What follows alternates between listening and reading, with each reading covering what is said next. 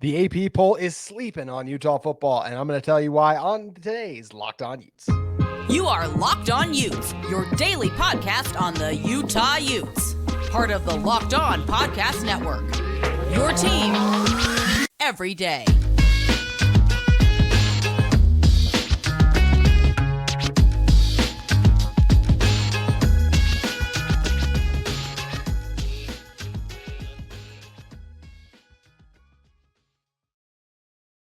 Hello, everyone, and thank you for making Locked On Utes your first listen every single day. We are available on all platforms, including YouTube and wherever you may listen to your podcast. If this is your first time joining us, make sure you guys like and subscribe. I'd love to interact with you guys in the comments on YouTube as well as on social media. You can follow our show at Locked On Utes. Also, my personal handle at JT Wistcill. My name is JT Wistcill, former intern inside the University of Utah Athletic Department. And on today's show, we're doing a little bit of a position preview on the offensive line in the second and kind of third segments overall, because I know we had all this conference realignment stuff and everything got pretty crazy, but in just a little over 2 weeks, by the time we're recording this on Monday night, Utah football is their first game. So I figured it's time we start deep diving and previewing these positions for how they'll project and how they'll perform in the 2023 college football season. But before we get to that, got to talk about some other projections based on that other media members have made. Talk about Utah football. And the AP poll officially came out. Utah was ranked 14th overall. And I just look, okay, I can understand as long as Utah's in the top 15. I've always said, like, I'm good with it. I understand it. I can hear the argument out for it. And if any of these teams are better than Utah football at the end of the year, would I fall over my chair and be like, that's crazy, like that happened? No, because also I saw this other stat where well, first of all, who thought Texas A&M last year would be as bad as they would be, right? I mean, like, there's just all these scenarios and situations where, like, you think a team's going to be this, and then they end up being that, like whether it's injuries or just things not working out. Lots of things can happen over the course of a college football season, right? So that's where, to me, I'm not like, once again, just like drastically upset at the top 15. I saw something funny about the AP poll, by the way, the other day, that every year since a long time ago, except for 2019, at least one team that was picked to finish inside the top 10 of the AP poll has finished unranked. That was Texas A&M last year, of course, and we've had it happen multiple other years in college football in general. So kind of going to be interested to see who it's going to be overall. I'm going to tell you which team I think that might end up being in a second as I dive into this and talk about why, yes, I vehemently disagree with Utah being at 14. As I said, I can understand and hear the ranking, but it's more so just the teams there behind me. It's not so much as like there are 13 teams better than Utah. Like, I can see that, but then like the ones they list, I'm just like, really? You trust them more than Kyle Whittgham and the Utah football team that's back-to-back Pac-12 championship that returns a lot of the key players that were part of that Pac-12 championship team? And it's like, yeah, I know Dalton Kincaid's gone. I know Clark Phillips III is gone. But like, as we've talked about a lot on the show, like the transition from Dalton to Brant is just one of the best transitions in college football you will have seen. I mean, Dalton Kincaid had one of the best seasons we've ever seen from a college football tight end last year. Brant Kuithe has had some of the best recent seasons we've seen from a college football tight end. Like, you just don't get transitions like that in general. Guys who are proven commodities, right? Like, we've seen quarterbacks, like the Alabama quarterback transitions have been fantastic for them, whether it's Mac Jones to Bryce Young to, we'll see who the next guy's going to be. But just in general, the transitions for Alabama football have been really good at the quarterback position. But even those are really unknown whenever that happens, right? Because that you're like, well, he's a high recruit. He could be good. Like, Brant is a proven commodity. And I understand there's some skepticism with the injury, I guess, a little bit, but everything we've heard is that he's gotten back up to speed. And I just have a hard time believing he's going to fail to go over 600 yards, considering he was on pace to shatter his career regular season high last year. And just based on how he performed in the Florida game and the first couple of games after that too. I just think in some of Utah's biggest games last year is where we would have seen Brant ball out and do his thing. So really excited to see what he can do overall. But once again, let's talk specifically about the teams. And we've done this with the Coaches Bowl and some of the other ones, right? Like, obviously, Georgia, Michigan, Ohio State, Alabama. I have zero issue with those first four right there being above. They should be in everyone's top five in some order. Honestly, they're top four. Another one, Penn State. I have no issue with Penn State being above. We've talked about it before, right? I don't think that Rose Bowl is completely fair since Cam got hurt, but it did feel like you play that game just based on how it was playing out. You play that game 10 times. I think Penn State probably wins 6 and then Utah gets like 4 or some equation of that. That Penn State team did look better in that game than Utah did. Once again, I think Utah would have had a chance to win, but still just different set of circumstances and everything. But then the other ones, like the ones I can like, okay, you can make an argument for. LSU, you can make an argument for Jaden Daniels, what they accomplished last year. USC, Caleb Williams, what they accomplished last year still overall. I can see the argument for. Clemson is another one. It's like, okay, what Dabo Swinney's program has accomplished. Do you think Klubnik's going to be a better quarterback? Sure. Washington, I'm really high on Washington. If I wasn't a Utah homer, obviously, Washington would be my team. I'd be like, they're going to win the Pac-12 this season. I really think Washington's good. And then Tennessee is the other one I look at too. And I'm like, yeah, you can make a case and an argument for why the Volunteers, are going to be right back up there as well. But after that, I mean, I guess, look, I know everyone is so high on Florida State. I'm sorry, but I already mentioned that stat. Like one team from the AP top 10 finished unranked. To me, my guess for that is Florida State. Yes, Florida State beat LSU early on in the season. I do not think they would have beaten LSU if they played later in the season. Florida State had 3 losses last year, all 3 of them to ranked opponents at the time. So, yeah, they had some other good wins. They beat like South Carolina at a bowl game later that season, and I might even be mixing them up with someone else now off the top of my head. But either way, like Florida State did some nice things, did some really good things last season.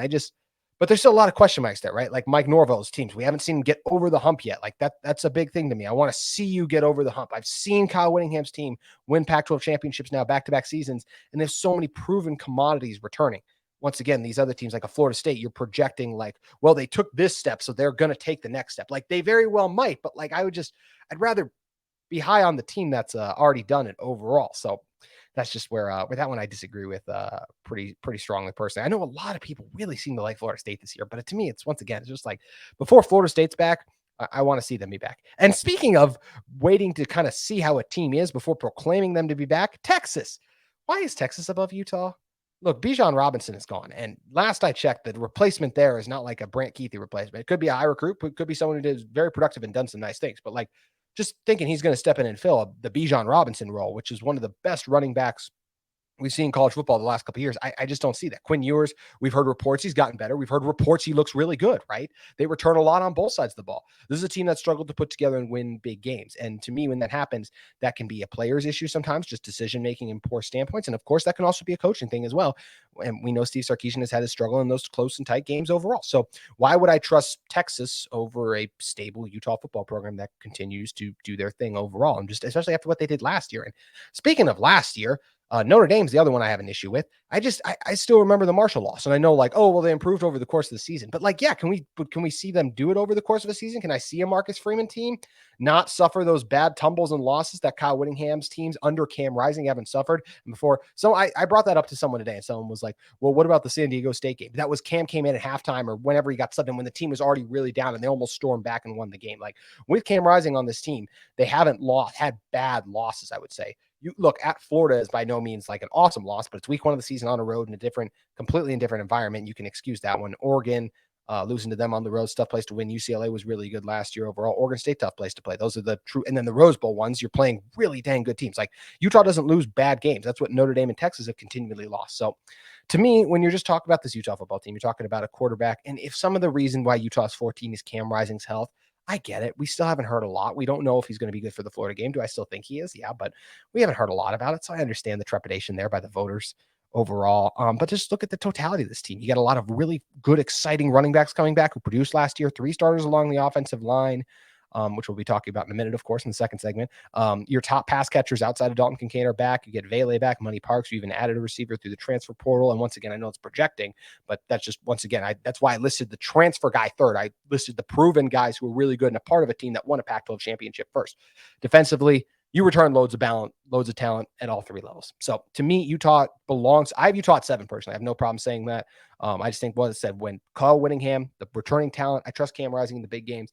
I think Utah belongs in the top 10. I can hear an argument for them in the top 15. I would have like so much less a problem if like Oregon was the team above Utah. I can see such a reason for and a path for Oregon to be really good this season. So but like I said, it's all these other ones. It's the Floridas, it's Florida States, it's the Texas, not Florida, of course. It's Florida, it's Texas, Notre Dame. That's where personally I just disagree with that. So I do think the AP voters got this one wrong. I thought Josh Furlong had Utah at 11. I think that is totally fine and a fair placement. But like I said, I personally would have Utah in the top 10. I'd like to see Utah at 7. We'll see if they can make me look correct or if they'll end up finishing more where these guys project them to finish overall. But yes, I do think the AP poll got this one wrong as it relates to Utah. And I think Utah will once again surprise some people as they seem to do every single season overall. So we're going to be talking about one of the reasons the Utah will be able to surprise some teams going forward. It's going to be because of their offensive line. That's coming up in the next segment. But first, I want to tell you guys about our friends at Nutrafol. With Nutrafol, you don't have to choose between better hair growth and your health. Nutrafol provides a whole body health approach for men that promotes healthier hair, no drugs, no compromises, just better hair. Men think losing their hair is inevitable. Take control of your hair's future with Nutrafol's science-backed hair growth supplement for men. Did you know that 8% of men will experience hair thinning in their lifetime? It's normal, but it doesn't have to be your fate. You can get ahead of the thinning with Nutrafol. You guys can be better than me because my hair has already started to thin. I wish I would have gotten on Nutrafol a lot sooner and had an opportunity to prevent that. Nutrafol is the #1 dermatologist recommended hair growth supplement, clinically shown to improve your hair growth, visible thickness, and visible scalp coverage. Nutrafol's hair growth supplement use physician-formulated, natural science-backed ingredients. They're drug-free, patented technology provides consistent, reliable results without compromising your sexual health. Go to Nutrafol.com to take their hair to take your hair health to take their hair health wellness quiz, identifying the cause of your thinning hair, and Nutrafol will provide you a personalized plan for a better hair health through whole body wellness. Take the first step to visibly thicker hair. For a limited time, Nutrafol is offering you, our listeners, $10 off. So once again, Nutrafol is offering our listeners, so you guys, Locked On Utes listeners, $10 off your first month subscription and free shipping when you go to Nutrafol.com/men and enter the promo code Locked On College. That's all caps, no spaces, Locked On College. Find out why over 4,000 healthcare professionals recommend Nutrafol for healthier hair. Nutrafol.com/men. And that's Nutrafol spelled Nutrafol.com/men and enter the promo code Locked On College. That's Nutrafol.com/men, promo code Locked On College. Alrighty, coming back into this one. Let's talk about the state of the Utah offensive line. As I mentioned in my open, we're just a few weeks away from the season, and we got to start previewing some of these position groups to me. And I wanted to start with the offensive line because that is one of the positions where I have some of the most questions personally. I just have a lot of questions when it comes to the offensive line. It's my biggest question of the team still is the left tackle spot. Just when you're talking about team building, culture, etc., everything, like quarterback's the most important position. Then it kind of goes back and forth, right? Protecting that quarterback and then getting after the quarterback when you're in terms of team building.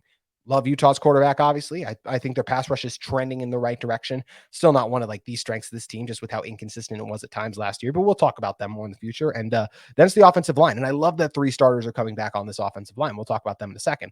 But the reason my biggest concern involves the offensive line is because the most important thing when it comes to protecting your quarterback is protecting his blind side. And of course, Falcon Kaumatule is going to be starting on the left side. More than likely, we saw a big shakeup and a change last year, so we'll see who ends up getting that nod. Could be Jaron Kump as well, but Falcon Kaumatule has not started any critical big games for this Utah football team over the last 2 seasons. Do I think Falcon can be good? I absolutely think Falcon can be good, but he's an unknown.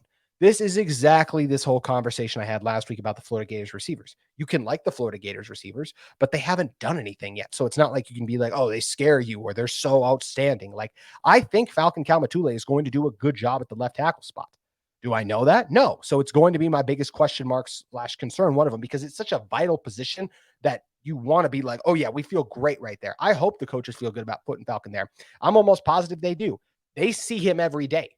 We don't get to see that. So I'm not going to feel great about it until we see Falcon over there in that spot and how he does. And if you remember last year, Brian Cox, I believe it was for the Florida Gators. I could be messing up his name, but I think that's who it was. That edge defender, he got the better of Braden a lot in that first game. So this isn't something that if Falcon struggles, let's say against Florida, I'm not going to be someone's like, let's bench him, all this and that. Now, obviously, if it continues over the next couple games, something against, it wouldn't be an issue against Weber State, of course, but if it was an issue at Baylor, and then against UCLA as well, then I might be like, okay, then it's time. But you always got to give a guy time to settle in, figure things out. And I trust, of course, with Jim Harding. I just trust Jim Harding to make the right decision when it involves his offensive line, right? When is Jim Harding not giving us a reason to trust him, right? Got the 2021 offensive line to come together. Got the 22 offensive line to come together, of course, overall. Do I still love the decision to move Satao Laumea to right tackle?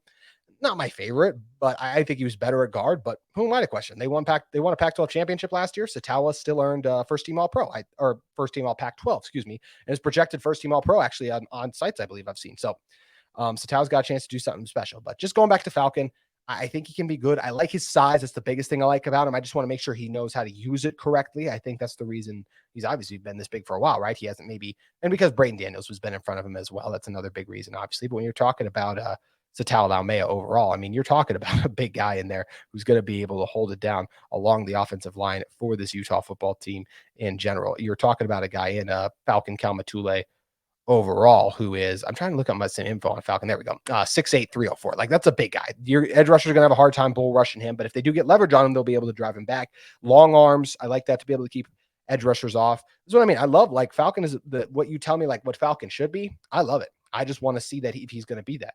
So once again, also what we talked about, right? All the high recruit teams in the past, like USC's getting all these great offensive linemen for years, yet Utah's been the one who's beating them in the past. So that's where I just want to see it from Falcon. I think he can do it. And I'm going to say this, I do think Falcon will do a good job this season. Do I think he's going to be a first team all Pac-12 guy?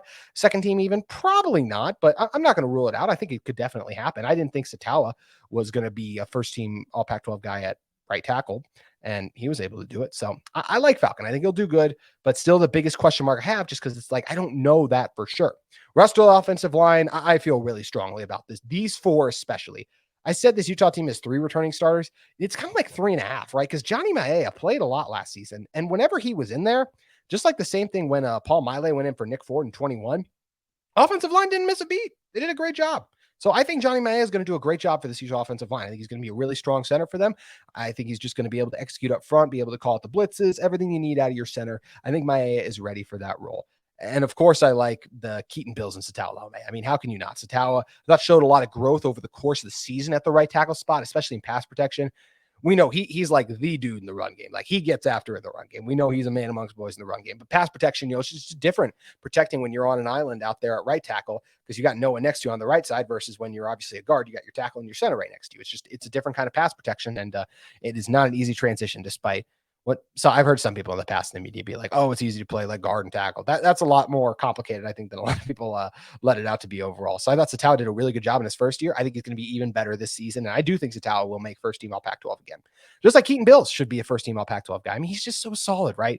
Especially when he got going middle of the year, kind of last year was when I thought was really playing his best ball for this Utah football team, just throwing dudes around in the run game, pretty strong in pass protection as well. And then I already mentioned I just feel like he's going to be a really solid addition to this group. I expect some combination of Satawa and Keaton to still be the best. And then we'll see like kind of if Falcon, Johnny. And then of course the last guy is Michael Mokafisi factor into this. Michael Mokafisi had some rough spots last year overall, in my opinion. He was just getting acclimated, had to adjust there.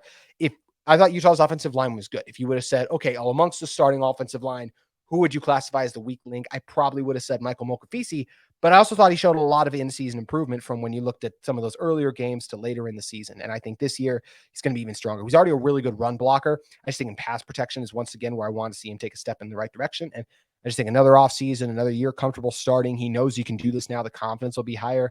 I expect Mokafisi to do a really good job this season. I expect this to be one of, if not the best offensive lines in the Pac-12 once again. And I'd probably be a top 3 one again. And yeah, I mean, I really like the state of this offensive line overall. Do I have question marks about Falcon Kalmatule? Do I have small questions, not as much about how Mokafisi is going to grow in year 2? Yeah. I guess I have even smaller questions about Maea, but I saw him last year and he looked really good. So I don't as much. So yeah, I feel really good about the state of this offensive line. I think Utah's in a good position. And if there are any issues and if Jim Harding makes any changes, I trust Jim Harding to make those changes, because every time he's made a change in the past, it's worked out really well for this team. And even last year, he ended up getting the right 5 when it mattered most. We saw this offensive line do a good job, albeit what Jaron Kump sub did for Mokafisi, or I can't remember if Kump was in at center for the USC game off the top of my head right now, the first go around. We saw them provide Cam and Dalton the time they needed to put on an unbelievable and unreal performance. And at the time, that was a USC defensive line and just a USC team that came in leading the countries in sacks, and they got none in Salt Lake City. So a lot of credit to that Jim Harding, this Utah offensive line. They returned multiple key contributors from that game, and I expect those guys to step up and show out this season and once again be one of, if not the best offensive line in the Pac-12. But it is going to be interesting to see what happens with Falcon. And just in general, this is going to be the combination of guys we get to see, right? So if it's not these guys, who could we see, right? So let's look at some of the other guys overall, like the future. Let's start with the depth of this offensive line as it relates to the 23 season. And when you're talking about depth of an offensive line, especially when it relates to Utah, you have to start with Jaron Kump. When you're talking about Jaron Kump, you're talking about a guy who has experience working out center. He played a lot of guard last season. He started games in 21 at tackle. He is the 6th man of this offensive line, the Swiss Army knife. If anyone goes down based on what the current projections are, Jaron would probably step in. There's also a chance that Jaron starts the season. Once again, a guy with starting experience overall. Jim Harding's going to put his best 5 out there. That could very well include Kump. I think Kump is one of the best, Kump is one of the best backup offensive linemen in the country, honestly. I think when you have a guy with starting experience, you can do those positive things. Did he have rough patches against like a USC last season? Yeah, but I just think most guys like that who had some starting experience before, they would be starting. That's why I think it's a huge luxury for this Utah team to have a guy like Kump waiting in the wings. And when he gets his opportunity, I think he's going to make the most of it if it comes this season. So I really like having Jaron Kump as a backup. I like a guy like Zero Williams, who has a ton of size overall. I think he could be a big addition to this offensive line if they ever need him at any point in the season, because I mean, you talk about a guy who's 6'8", 310. So if a tackle goes down, you want to throw the size out there. This guy's been in the program for a few years, has a good grasp of the playbook. I'm willing to bet.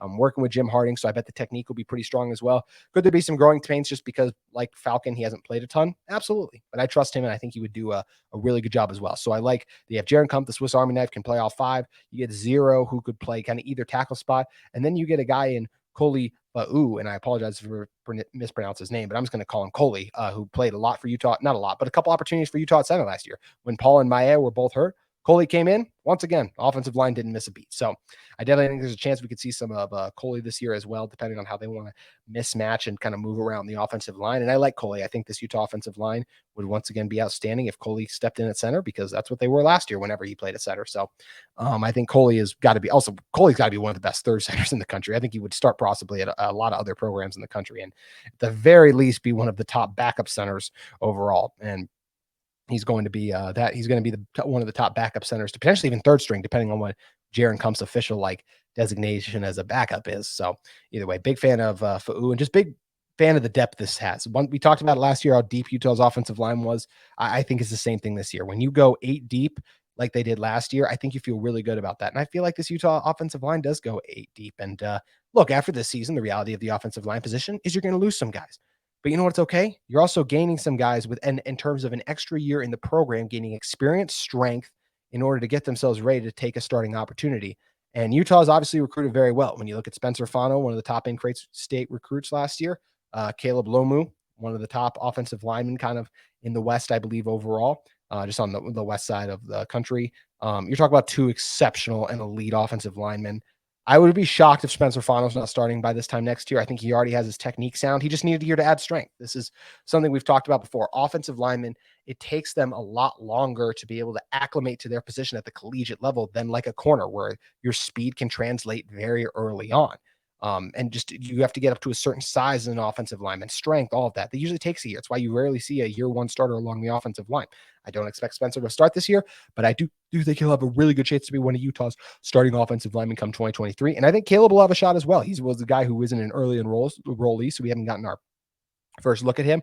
I think that'll come in the Weaver game, and he's a guy I expect to see a lot from. I think Fano could be this team's starting right tackle next year, and then we could see Lomu as one of the starting guards, because I do have a feeling I just think that Keaton and Satawa are going to be moving on. If I had to guess who'd be filling their shoes, I think both Fano and Lomu have a big chance, because even though right now they might be behind some of those other offensive linemen that I talked about, like Azura Williams, I think Fano, when he gets up to that strength, just because of his technique and just such a fantastic recruit, like just the thing he's accomplished and what he's done, I do expect and think he'll be able to win one of the starting spots next season overall. And that could be on a guard spot as well. Maybe he'll take a similar path to like what Braden Daniels did, going from the interior to offensive tackles and his two positions on the outside as well. But I love the present. I love the depth. I love the future of this Utah offensive line. And obviously I love the coach in Jim Harding. So I think this offensive line is in a great pace.